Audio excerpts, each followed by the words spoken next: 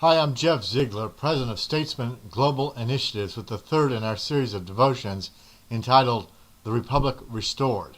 In our previous lesson, we talked about the notion of covenant as the chief overarching principle of our founding fathers and the worldview which birthed America. Whether it be Washington or the Puritan forebears prior, the notion of covenant was the chief idea that drove America forward. And we saw that in Psalm 105, the covenant is going to be enforced for at least 1,000 generations. Now, the covenant that we're speaking of is the covenant made with Abraham, called the Abrahamic covenant. And it is found in Genesis chapter 12, Genesis 13, and Genesis 22.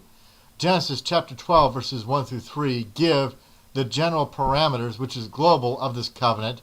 Genesis 13 talks about the means of the covenant, which is divine multiplication, prosperity, and honor. Genesis 22 talks about cultural depths of the covenant, meaning not only is it going to be pervasive and coextensive throughout the whole of the inhabited world, but it's going to change cultures, including political structures.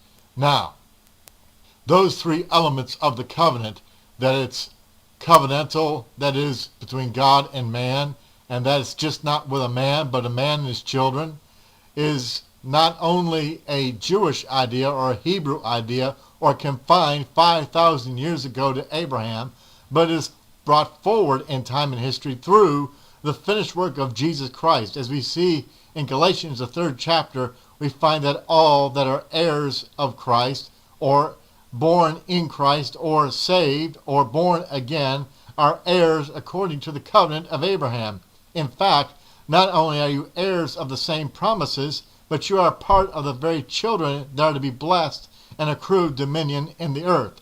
Therefore, our founding fathers believed that they were children of Abraham through Christ, children of destiny through Christ, and therefore the same world-altering, culture-changing directives and alterations were given to them and divinely guaranteed to secure through the finished work of Jesus Christ, who is no longer a babe in a manger. He's no longer upon death's tree, the cross, but he is the ascended Lord of glory, above principality, power, and might. And he's raised each of you who are born again in Christ into that same plateau.